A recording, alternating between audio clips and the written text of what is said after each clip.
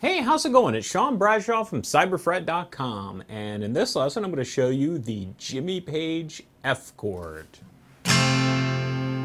So, if you've got to play an F chord, and the majority of the other chords that are going on in your tune are these kind of basic open position chords, you know, the cowboy chord, G, C, D, and when it comes time to play an F, a lot of times the first F that people learn is this F on the top four strings. And this F is what I fondly refer to as the wimpy F, all right?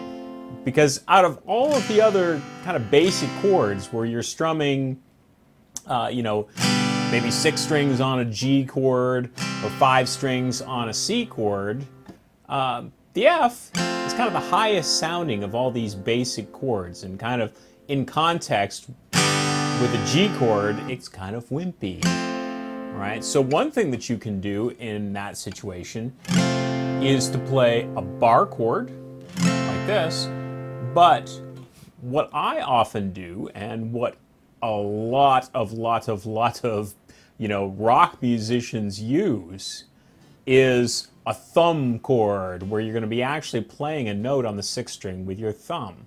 All right, and what this does is, if I'm playing a basic G chord like this, naturally I'm going to keep my thumb up a little bit higher. It just helps me in balance. So I'm not really in this kind of really classical, you know, position where my thumb is down low on the back of the neck. There's reasons why I would want to be in that position, but most of the time what I'm doing is I'm keeping my thumb up, because for some of the chords, like C for instance, I'm actually going to touch the 6th string very lightly to mute out that string as I'm strumming.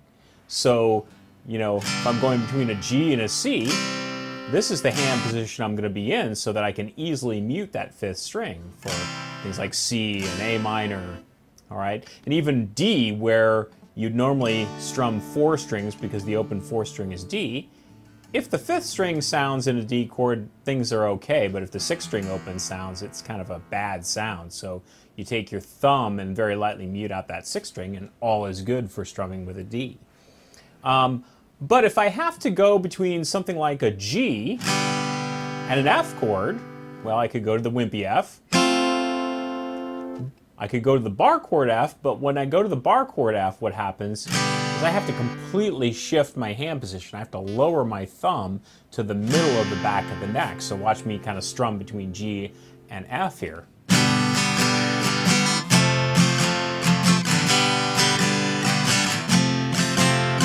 And depending on how fast you're going, you know, that could work out. You know, if I've got to switch quick, well, then it's a little bit more trouble, because I got to completely switch around my hand position.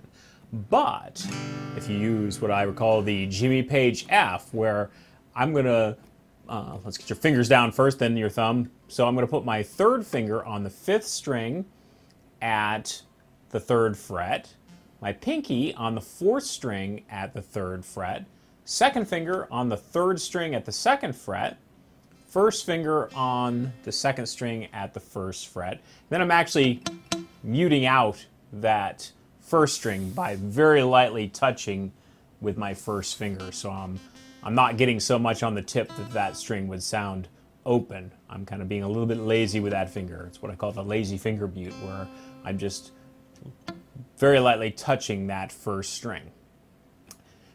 And that could work as an F in itself, where I'm just playing the 5th, 4th, 3rd, and 2nd strings, and then muting out that 1st string. But to get that lower F sound on that 6th string, what I'm going to do is reach around with my thumb and play that 1st fret on the 6th string. Now, you know, this is one of those things that if you watch some of the, you know, all-time great rock guitar players, when it comes time to play an F chord, you will find this is the, you know, the go-to chord for the very reasons that I'm talking about. All right, for being able to keep in this particular position. Another thing is, you know, if you like Jimmy Page, who had his guitar way down low like this, there's no way that you could play a bar chord without your wrist being cranked in a very uncomfortable manner. So that's another reason why sometimes rock players do it, is they have their guitars kind of down a little bit lower than the jazzers do. All right, and so the only way to kind of get that sound would be to use the thumb. All right, but give this a try. I'm really just grabbing that sixth string with the edge of my thumb. Don't think about really having to reach all the way around to really grab that. It's just with the very edge of my thumb, I'm playing that. And so kind of a good way to practice this is just take a chord progression going from a G chord to an F chord.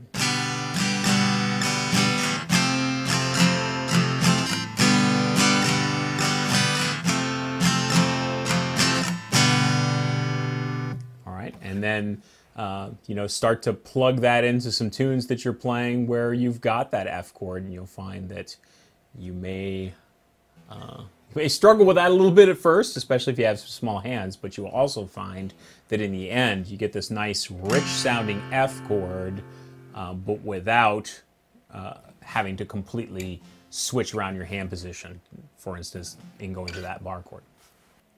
All right, so have fun with your new Jimmy Page F chord. Have a good one.